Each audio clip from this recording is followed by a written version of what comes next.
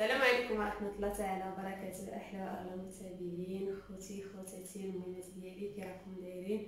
نتمنى تكونوا بخير وعلى خير، ولقاكم هذا الفيديو هذا بتمام الصحه والعافيه وتكونوا ناشطين وما ناقصكم حتى شي خير. ما تنساونيش من اللايكات ديالكم، ما تنساونيش من التعاليق ديالكم الزوينه فضلا وليس امرا كما العاده. المهم نرجعوا شويه للوصفات، بما اننا على ابواب رمضان، الله يدخل علينا بكم بالصحه والسلامه وطول العمر يا ربي، لا فاقدين ولا مفقودين، واللي مريض الله يشافيه واللي بصحته الله يخليها ليه.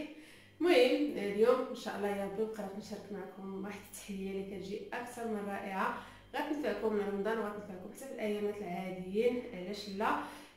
قررت الا بغيتو نرجع نشارك معكم الوصفات ونرجع للدومين ديالي، واخا مازال ما قادراش نشارك معكم غير الحلويات اللي كنديرها للدار ديالي. وهذا مرحبا على راس والعين. اي وصفه او اي حاجه انا كنعرفها غادي نتقاسمها معكم كيف ما عودتكم بلا ما نبخل عليكم، ودائما في اطار الحوايج اللي هما ساهلين واقتصاديين وما يكونوش كياكلوا بزاف ديال يقارضوا بزاف ديال الفلوس. المهم اول حاجه غادي نشرح لكم واحد التحليه اللي مكوناتها ساهلين وبساطين. هنايا كيف ما كتلاحظوا غادي نمروا الكرام. عندنا كيس ديال الدرهم، عندي هنايا بسكوي نيت نفسه ماشي نفسه هذا، داك هيرميس، عندي بنان مايزينا وفلون والحليب. المهم غادي نعطيكم المقادير والطريقه دقه واحده. يلا نشوفوا المقادير والطريقه ديال التحضير اللي كتجي اكثر من رائعه.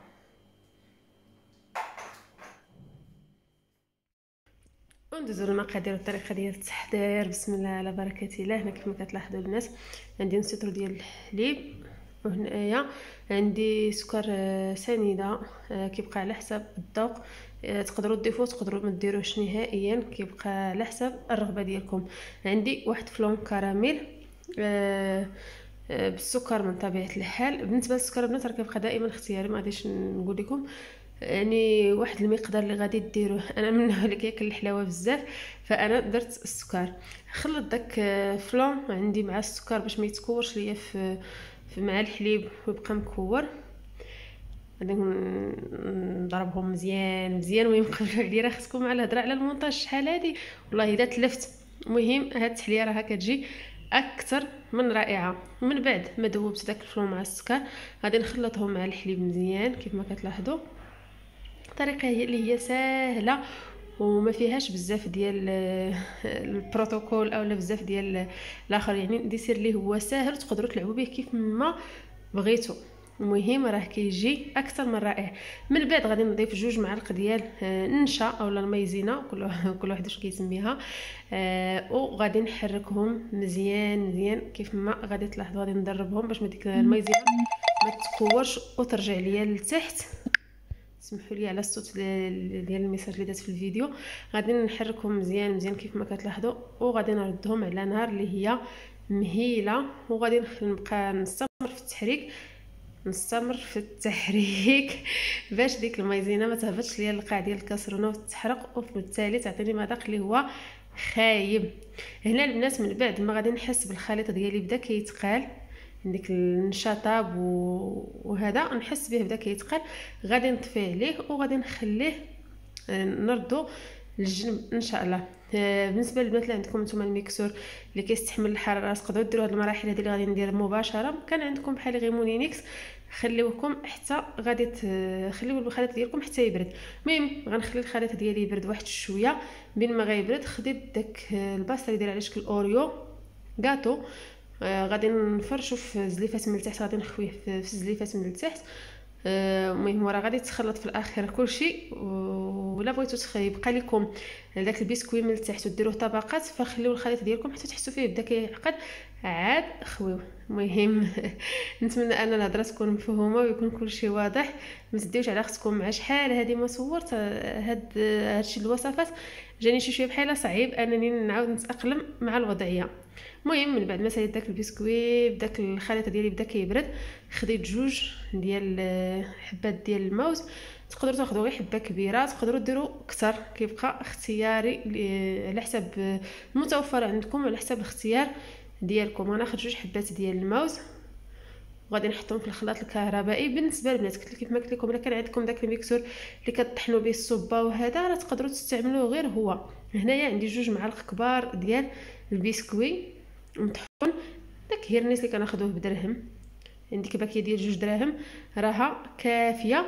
وغادي نخوي داك الفلون اللي مع الحليب، غادي نزيد نضيف داك الخليط وغادي نطحن كل شيء مع بعضياته. وهنا دايرتي حساب لي مونينيكس خسرات، عييت نبرك وانا راني انا اللي ما مزكياش ما وصلهاش لبلاصتها. تيحسب ليها صافي راه واش خسرات ولا شي حاجه.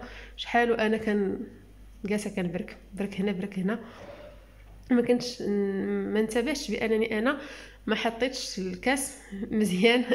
خطا تقني عاد غادي نكتشف انه المهم البنات. هنا المهم غادي نحاول انني نطحن كلشي مزيان ينسجموا ليا، وغادي نخوي الخليط في الزليفات. كيف ما كتلاحظوا هاد التحليه البنات العظيم غتنفعكم في رمضان، راها كتجي اكثر من رائعه، كتجيب داك المذاق ديال الكراميل والبنان والبسكوي، شي حاجه اللي هي طوب. غادي نخوي نعمر الزليفات مزيان كحيت باش يبانوا لكم. ما عرفتش واش كيبان لكم مزيان ولا لا. المهم قبلوا على التصوير ديالي وقبلوا على الفيديوهات ديالي، واللي درتها قولوا لي راه هي هذيك. المهم كما كنت قلت لكم في الاول ديال الفيديو، اي حاجه ما عجبتكمش تقدروا تخليوها لي في التعاليق، واكيد انني انا غادي نخدم باش انني نصلحها. المهم هو انكم تجربوها التحليه راها كتجي زوينه، غتنفعكم في هاد في الايامات ديال رمضان. كنبغيو شي حاجه اللي هي حلوه، وكاع حتى في الايامات صراحه حتى بلا رمضان كنبغيو هكا لي ديسير شويه ديال لي ديسير مره، وخصوصا فاش كيسخن الحال. هادو هما، وغادي نتلاقاو فاش غادي يوجدوا.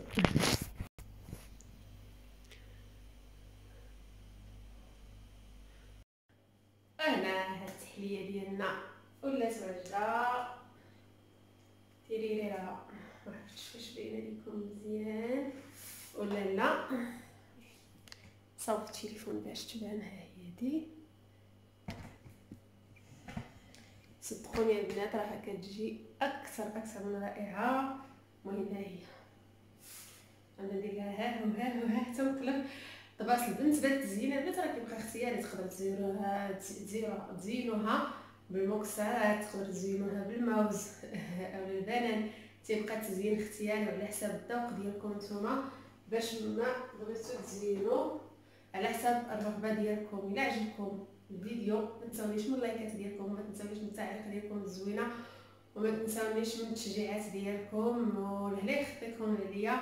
شكرا لكم بزاف على المشاهدات ديالكم وعلى الدعم ديالكم وعلى اي حاجه وعلى الكلمات الزوينه اللي كتقولوها في حقي ولا الادعيه اللي كنتو كدعيو معايا. شكرا لكم بزاف ولهلا يخطيكم عليا.